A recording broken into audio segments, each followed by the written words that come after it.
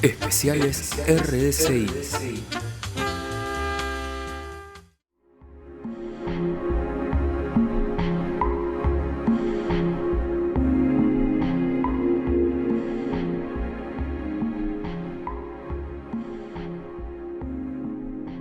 Hola, si estás escuchando esta segunda parte, probablemente algo de lo que hablamos antes te resonó. Tal vez esa idea de que el tejido social no es algo externo, sino algo que construimos entre todos, desde lo cotidiano, desde lo invisible, desde cómo vivimos y nos vinculamos.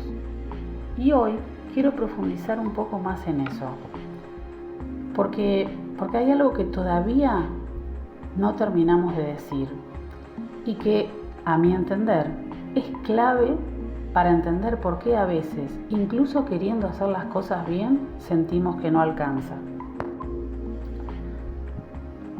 Muchas personas hoy tienen buenas intenciones, todos en general tenemos intenciones. Queremos estar mejor, queremos vincularnos mejor, queremos construir algo distinto.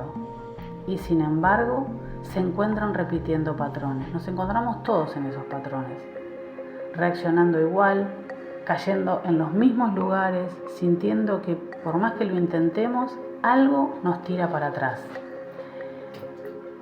Y esto genera frustración, una frustración silenciosa pero constante. Y también la frustración, cuando es constante, nos genera angustia. Un poco de angustia nos genera esa desazón, esa sensación de irse para abajo, ¿no? Como de hundirse. Porque aparece una sensación, valga la redundancia, muy humana. Si ya entendí eso, ¿por qué sigo actuando igual? ¿No? Esta cosa de preguntarnos el por qué. ¿Y sabes qué creo que es lo que pasa? Que no alcanza con querer, no alcanza con entender desde lo racional. Hace falta algo más profundo, darnos cuenta, ¿no? Darnos cuenta de verdad, no como una idea racional, sino como una experiencia, algo que se vivencia y que se sienta en nuestro interior. Darnos cuenta cómo estamos funcionando, ¿no? Cómo actuamos. De qué nos pasa cuando alguien nos responde como esperamos, de cómo reaccionamos ante la frustración, de cuánto de lo que hacemos viene realmente de una elección y cuánto viene de la automatización, ¿no? De la inercia. Tenemos que entender, creo que esto que hablaba de los patrones no es otra cosa que la inercia de actuar. Es como te levantás, vas al baño y te lavas los dientes, o te llegás de la calle, te lavas las manos. Todas estas cosas son como conductas automatizadas. Hay muchas que sirven, sí, pero hay otras que no nos dejan elegir. Y cuando no podés elegir, esta automatización muchas veces te lleva por caminos que no te satisfacen, por así decirlo. Porque ahí creo que está una de las claves de por qué el tejido social también se rompe.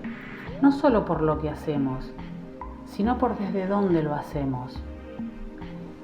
Una persona puede decir las palabras correctas, pero si internamente está enojada, tensa o a la defensiva, eso se transmite igual, en el tono, en el cuerpo, en la energía.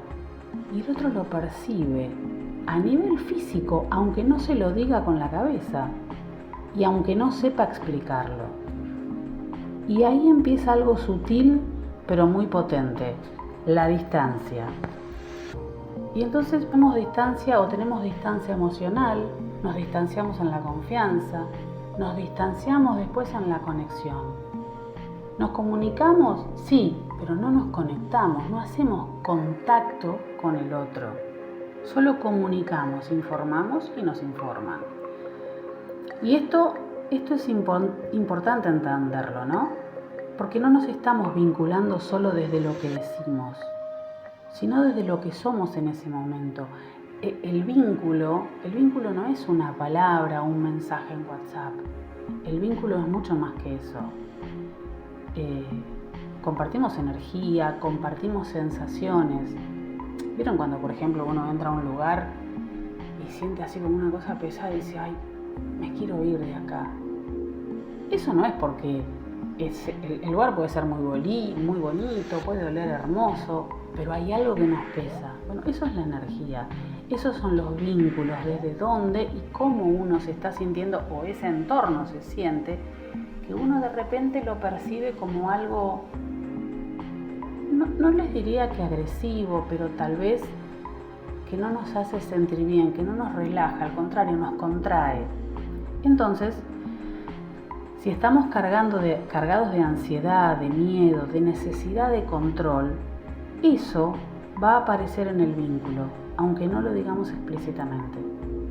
Y así, sin darnos cuenta, vamos generando malentendidos, reacciones innecesarias, interpretaciones erróneas para cualquiera de los dos lados. Entendemos mal, sentimos que no nos entienden y sobre todo esto termina en la desconexión que decía antes, ¿no?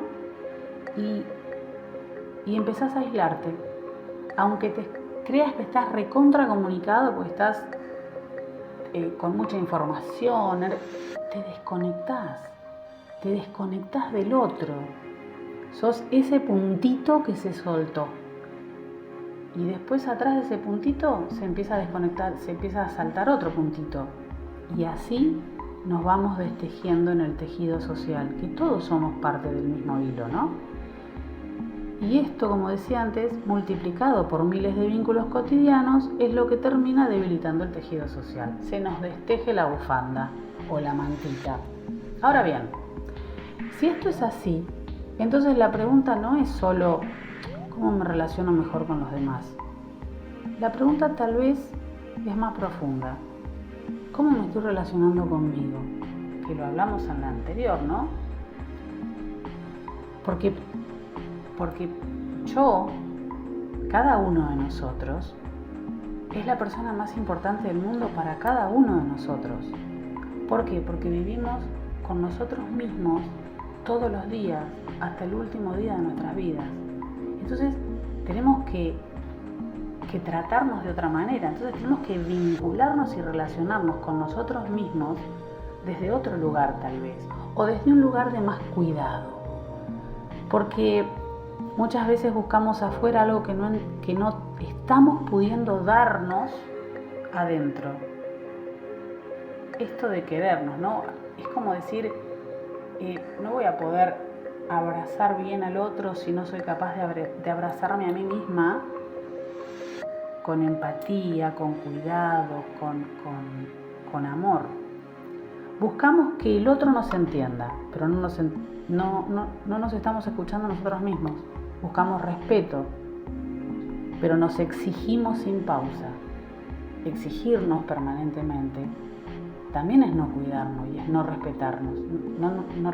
Estaríamos respetando, mejor dicho, estaríamos no respetando nuestros propios tiempos. El descanso, un ratito de ocio. Buscamos calma afuera también, pero vivimos en un estado constante de urgencia interna. Ojo, esta urgencia interna muchas veces son los patrones aprendidos de una sociedad que de alguna manera nos programa para vivir corriendo. Cuando vivís corriendo, no podés elegir, porque estás corriendo. Entonces, si estás corriendo, no tenés tiempo de reaccionar o de pensar con más claridad. ¿Por qué? Porque estás en velocidad. Buscamos validación, pero nos criticamos todo el tiempo. Sí, nos criticamos desde el pensamiento, inclusive sin decirnoslo con palabras. Cuando algo no nos sale bien y decimos, siempre me pasa lo mismo. Es desvalorizarnos. ¿Por qué no pensar, por ejemplo, tengo que aprender un poquito mejor esto para que me salga mejor? No, automáticamente nos castigamos, por así decirlo. Y ahí aparece esa desconexión de la que decíamos, ¿no? Una desconexión que no siempre es evidente, pero que se siente en el cuerpo y de alguna manera nos va socavando. Se siente en la tensión, en el cansancio, en esa sensación de estar siempre un poco arriba, como si nunca terminamos de aflojar. Tensión, tensión, ansiedad, ansiedad, opresión en el pecho, nudo en el estómago, en la garganta, angustia. Eso te lleva a la angustia, siempre. Es muy raro que no se sienta angustia cuando uno está siempre corriendo, como yo les decía. Imagínense que es como respirar. Imagínense que ustedes al respirar nunca exhalaran, siempre inhalaran. Se ahogan. O sea, por eso existe inhalar, exhalar. Uno no puede estar siempre entrando aire. En algún momento tiene que sacar. Esto es más o menos así. Y desde esa desconexión es muy difícil construir algo sólido. Por eso, reconstruir el tejido social también implica algo muy concreto. Volver a conectar con uno mismo. ¿Se acuerdan? En el anterior, conectarnos con nosotros, mirarnos, entendernos, respetarnos, cuidarnos. Y eso no es una frase linda, es una práctica cotidiana. Es empezar a registrar qué nos pasa en el cuerpo, ¿no? ¿Qué emociones aparecen? ¿Qué pensamientos se repiten? Es poder frenar, aunque sea unos segundos, antes de reaccionar. Es lo que les conté en el anterior, ¿no? Este hombre que pasaba con la bicicleta y que en un tono molesto me dijo permiso y después me criticó porque yo estaba caminando con mis perros.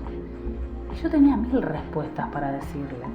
Lo único que le dije, pero lo pensé 3 segundos, y le dije: estás fuera de lugar porque tendrías que ir por la bicicleta. Y no le contesté más. Listo.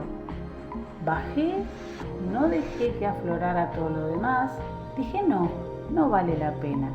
Con la práctica, estas cosas van sucediendo y nos damos cuenta que muchas de estas reacciones que tenemos son el ego, ¿no? Son esta cosa de, bueno, si vos me decís tal cosa, yo te contesto tal otra y a ver quién da. Es una pulseada, pero miremoslo al revés.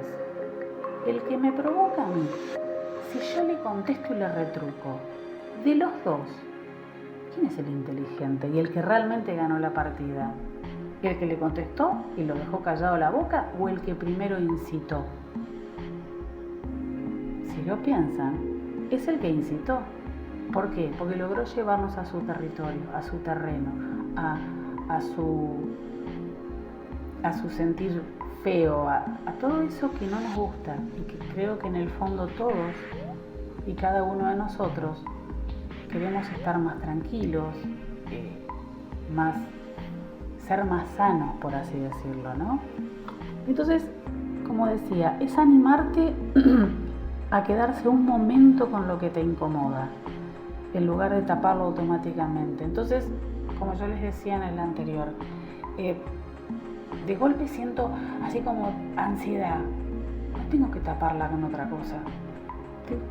Tengo que quedarme ahí un cachito y decir, a ver, ¿por qué tengo esta ansiedad? O decirle a mi mente, tranquila, estamos en control, estamos a salvo. Entonces, dejarla pasar. Tenemos que dejar, aquello de dejar fluir, ¿no?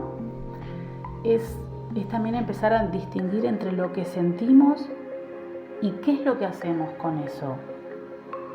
Porque sentir enojo no es el problema. El problema es qué hacemos cuando no lo vemos.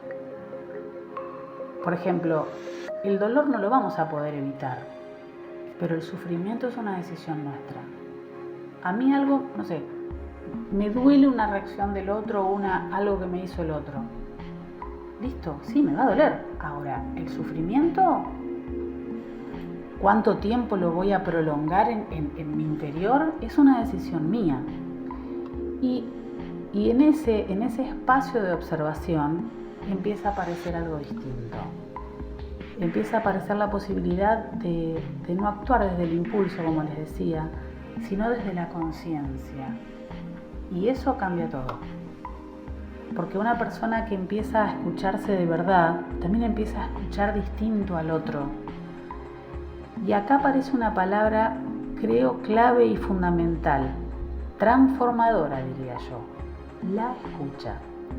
Pero no cualquier escucha, no la escucha automática, no la escucha para responder rápido, no la escucha para tener razón, o para validar o convalidar o contradecir al otro. Es la escucha real, la escucha que está presente, la escucha que no interrumpe, la escucha que no está pensando en qué decir mientras el otro habla, o sea, empezar a elaborar la respuesta antes que el otro termine. La escucha que se permite no saber, la escucha que no necesita controlar la conversación, la escucha que intenta comprender incluso cuando no está de acuerdo. Y esto, aunque parezca simple, hoy es profundamente escaso y también para nosotros mismos es difícil hacerlo porque estamos, como les decía antes, acostumbrados a correr con todo el tiempo. A ver, me dijiste algo, ¡tú! Te respondo al toque. No. La escucha. En la escucha empezamos a conectarnos. La escucha sería pasar la aguja y el hilo para tejer un puntito más. Vivimos en un mundo donde todos hablan, pero pocos escuchan, donde todos opinan, pero pocos registran, donde todos quieren ser entendidos, pero pocos están disponibles para entender. Y sin escucha no hay vínculo real, sin escucha no hay comprensión, y sin comprensión no hay unión posible. Entonces, si nos preguntamos de verdad, ¿qué nos vuelve a unir? La respuesta empezaría a tomar forma. La escucha, empecemos por ahí. Pero no escuchar al otro, escucharnos a nosotros mismos, como les decía antes. Nos une la presencia, nos une el respeto, nos une la coherencia y sobre todo, como les dije antes, nos une la capacidad de escucharnos a nosotros mismos y desde ahí escuchar al otro. A veces el otro no es otra cosa que un reflejo de nosotros mismos con determinadas variantes. Porque cuando alguien se siente escuchado de verdad, algo se transforma, se relaja, baja las defensas, deja de atacar o de justificarse, deja de estar buscando las palabras como... ¿Vieron que muchas veces cuando le queremos contar algo a alguien, presten atención, ustedes le quieren manifestar algo que les pasó a un amigo, una amiga, un pariente, a quien sea, y empiezan a buscar las palabras correctas, pero no para expresarse bien, sino porque ustedes mismos ya parten de la base que el otro no los va a entender. Entonces se enfocan en buscar palabras y eso es tensión. No es relajarse, no es decir, me pasó otra cosa. Y decirlo así, ¡pum! No, estamos dándole siempre forma, ¿no? Envolviendo el paquetito con el moño. Entonces, cuando todas estas cosas dejan de pasar, cuando uno se puede relajar, bajar las defensas, dejar de atacarse o justificar, aparece algo nuevo. La posibilidad de encontrarnos. Yo me encuentro en el otro. Y esto no es menor, porque muchas veces los conflictos no existen por lo que pasó, sino por cómo se interpretó, ¿no? Emisor y receptor. Y cuando hay una escucha real, muchas de esas interpretaciones erróneas se caen. Se ordena una conversación, se aclaran las emociones y se recupera el vínculo. Qué importante, ¿no? Recuperar el vínculo. No siempre, pero muchas veces sí. O por lo menos, diríamos, se se liman las aristas, que es importantísimo, porque muchas veces no es que yo no me entienda con el otro, es que por no saber limar esas aristas, un vínculo se rompe cuando no necesariamente debería haber sido así. Y eso ya es un montón, ya es muchísimo. Ahora bien, todo esto no es algo que suceda de un día para el otro. Escuchar de verdad requiere práctica, requiere paciencia, requiere tolerar el silencio, requiere soltar el control, requiere entender y entenderse a uno mismo cuando falla y decir, no me sale, bueno, pero sigo intentando. Y sobre todo, requiere algo que no siempre es fácil, estar presentes. Estar presente es algo muy diferente que estar presente en cuerpo físico. Estar ahí sin escaparse, sin irse a la cabeza, ¿no? Con los pensamientos, quiero decir, sin armar respuestas automáticas. Simplemente estar. Estar no es fácil, aunque parezca. Y en ese estar hay una potencia enorme, porque ahí es donde los vínculos se vuelven reales, más simples, más humanos, más honestos. Y eso, poco a poco, empieza a reconstruir algo que parecía perdido. Ahora, antes de cerrar, quiero hablarte directamente. Si sentís que todo esto te resuena, pero también sentís que te cuesta, que volvés a reaccionar, que te cuesta escucharte o escuchar al otro sin engancharte, no estás solo. De hecho, es lo más común. Porque esto no nos lo enseñaron. Nos enseñaron a responder rápido, a defendernos, a tener razón, a cumplir, a competir, pero no a escucharnos de verdad. Y por eso decidí crear un espacio para trabajar justamente con esto. Un curso de escucha activa, pensado no solo como herramienta de comunicación, sino como una puerta de entrada a algo mucho más profundo. Empezar a conectar con vos mismo. Porque cuando aprendés a escucharte, empezás a ordenarse muchas cosas. Como te decía, baja la ansiedad, se aclaran las decisiones, se aflojan las tensiones internas. Y eso se empieza a reflejar en todo. En cómo hablas, en cómo respondés, en cómo te vinculás. Y desde ahí, casi sin darte cuenta, empezás a impactar en tu entorno. Porque una persona que se escucha distinto, y una persona que escucha distinto genera algo distinto, más claridad, más calma, más conexión, y eso, aunque parezca pequeño, es parte de cómo empezamos a cambiar el mundo.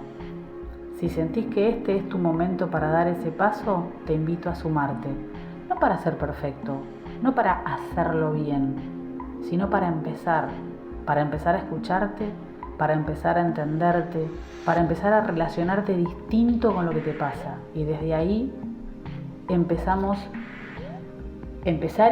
a construir algo distinto afuera. Porque cuando todo parece roto, a veces lo que vuelve a unir no es algo grandioso, es algo simple, profundo y transformador. Simplemente aprender a escuchar.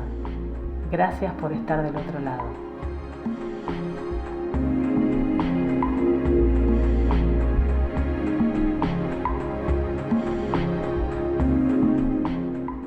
Fue una producción de ALMC HD. Prohibida su reproducción, total o parcial, sin previa autorización.